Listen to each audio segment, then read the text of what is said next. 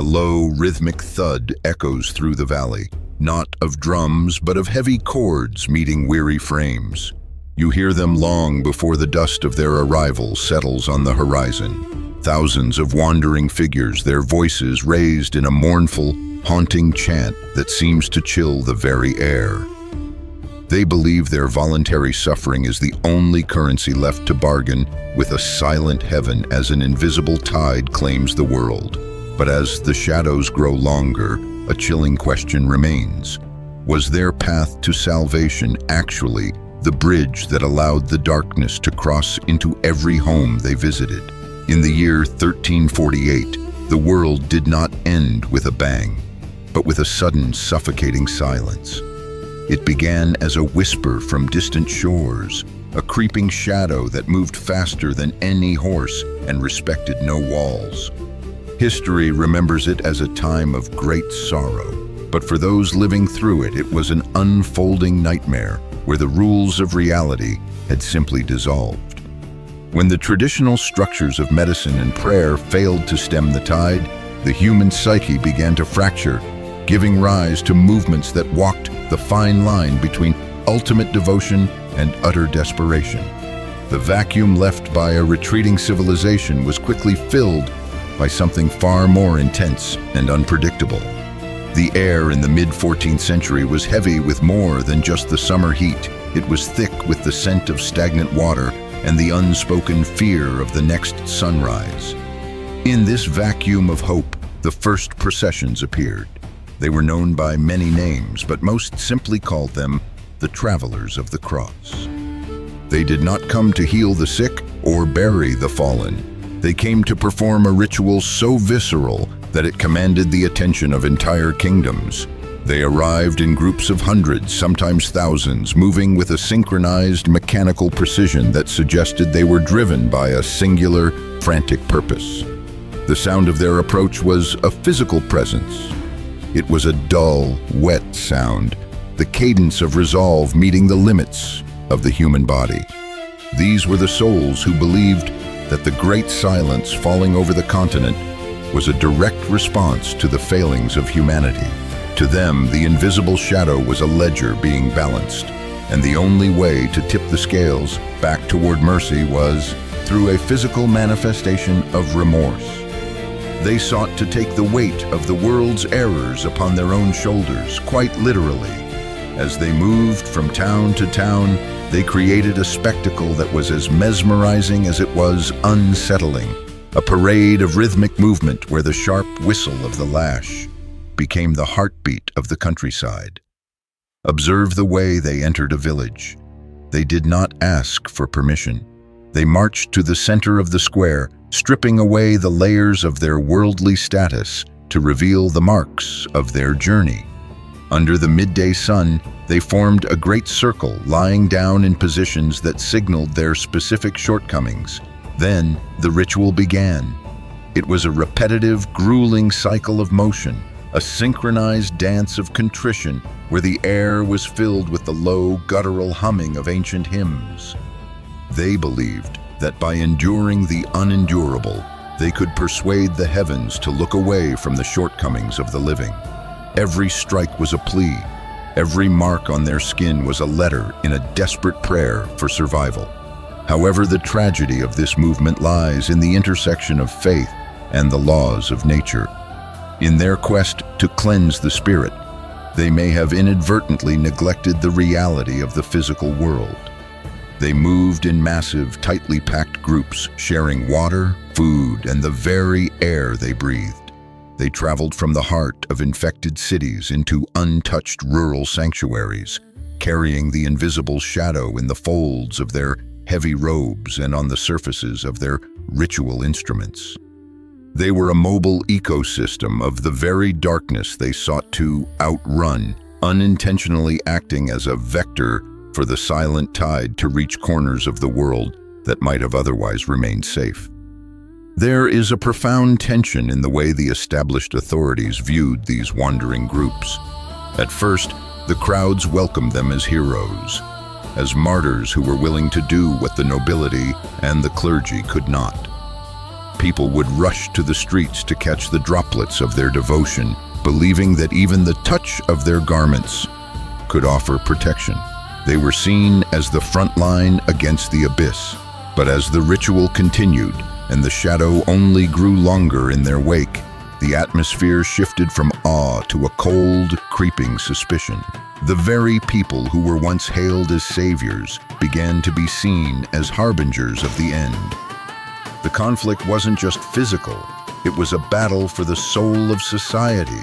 The church, seeing its influence bypassed by these self-appointed holy armies, began to look upon the processions with a growing sense of dread. These were people who claimed they didn't need a cathedral to find mercy. They only needed their own resolve. This defiance of the status quo created a ripple effect, leading to a breakdown of social order where the lines between the sacred and the profane became dangerously blurred. The movement was no longer just about penance. It was a wildfire of collective emotion that threatened to consume the structures of the old world.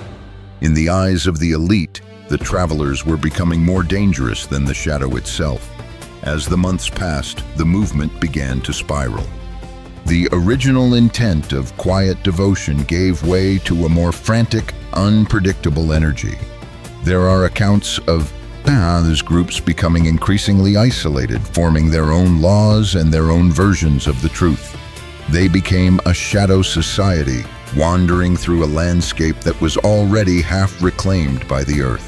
The rhythmic thud of their rituals became a sound associated with the coming of the end, a countdown that echoed through the empty streets of Europe's dying cities. To hear that sound on the wind was to know that the world you once understood was about to be overwritten by something far darker. Some look back at this period not just as a medical crisis, but as a profound psychological phenomenon. How does a population react when the foundations of their reality crumble? The rise of these wandering armies suggests that in the face of an invisible and unstoppable threat, humanity will often choose a path of visible, tangible action, no matter how paradoxical that action might be. The ritual of the Lash was a way to reclaim agency in a world where they had none. If they could control their own suffering, perhaps they could control the fate of their world. It was a desperate attempt to make sense of a senseless catastrophe, a map drawn in the heat of a feverish era.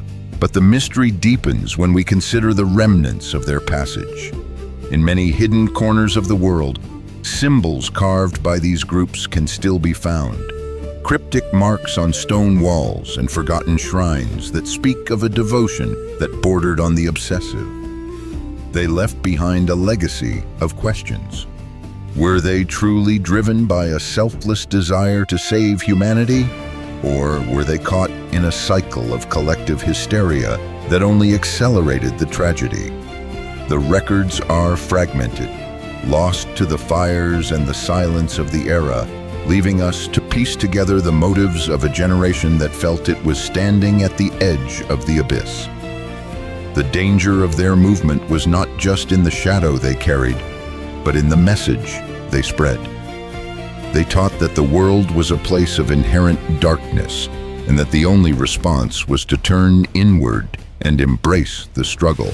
This philosophy created a rift in the human experience, a sense of alienation from the natural world that would take centuries to heal. They were the architects of a culture of fear, even as they claimed to be the bringers of light. The conflict between their perceived mission and the actual results of their journey remains one of the most haunting chapters of human history. They were the fire that tried to burn away the rot, only to end up consuming the house they sought to protect. Consider the psychological weight of standing in a village square, watching 1,000 people perform a ritual of synchronized penance. The sheer scale of it would be enough to overwhelm any sense of logic. It was a spectacle of the human spirit pushed to its absolute limit, a display of endurance that defied the physical constraints of the body. In those moments, the boundary between the individual and the group dissolved, creating a singular entity that moved and breathed with a terrifying, unified purpose.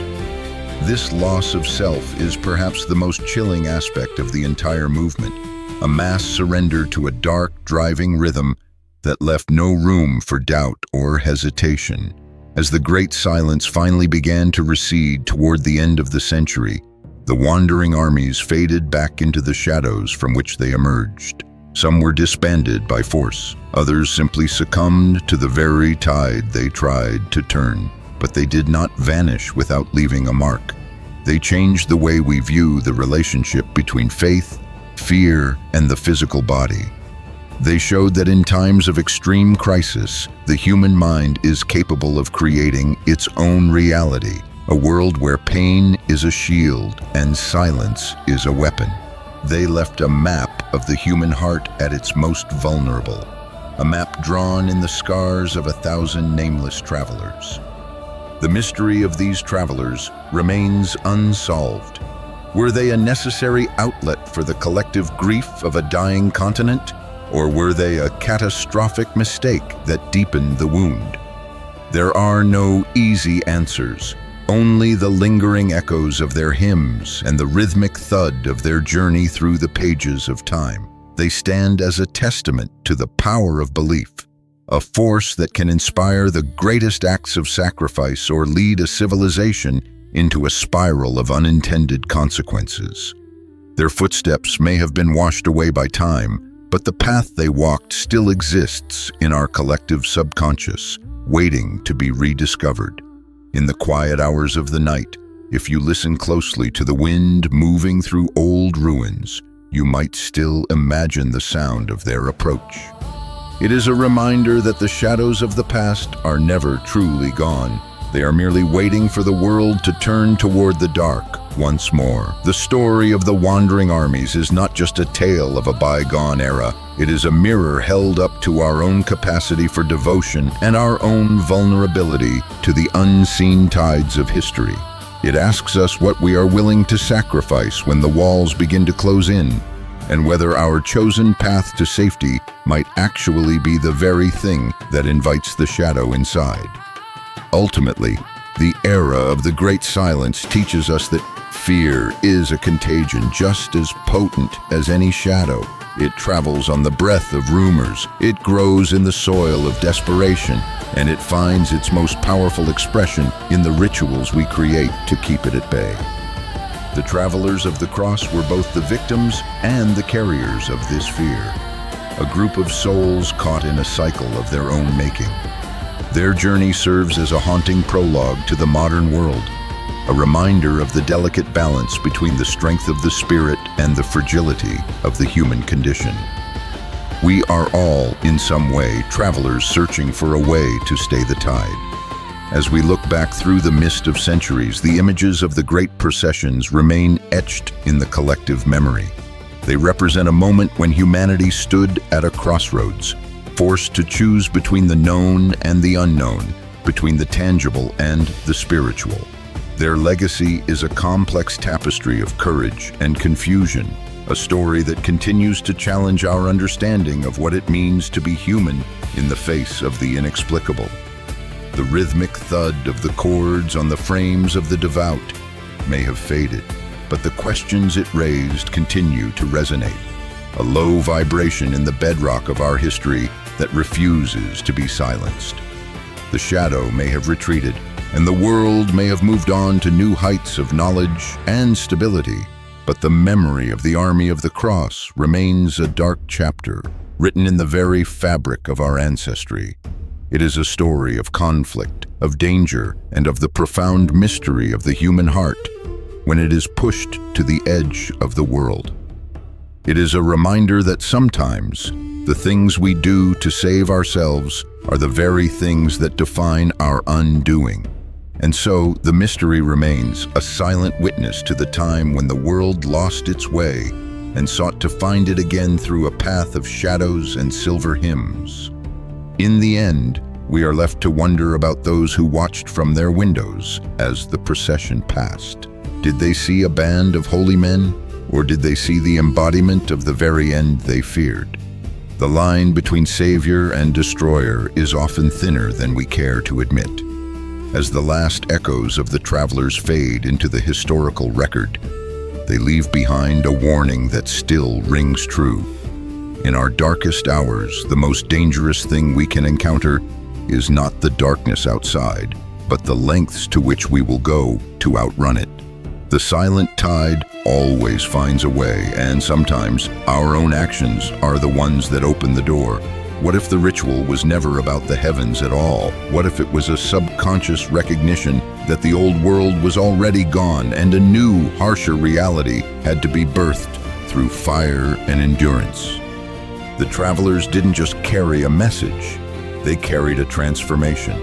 They were the physical manifestation of a society in the midst of a nervous breakdown, a collective scream for help that was heard by no one but the wind. Their story is a chilling reminder that when hope vanishes, we don't just sit in the dark. We build monuments to our pain and march them across the world. As we stand in the light of the present, the rhythmic thud of 1348 seems like a distant, impossible dream. Yet the same human instincts remain.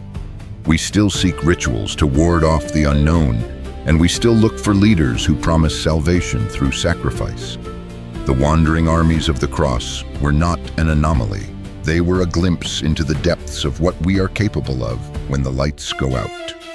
They are the shadows at the edge of our vision, reminding us that the path to the abyss is often paved with the most righteous intentions. And so the rhythmic thud continues, a heartbeat of history that never truly stops.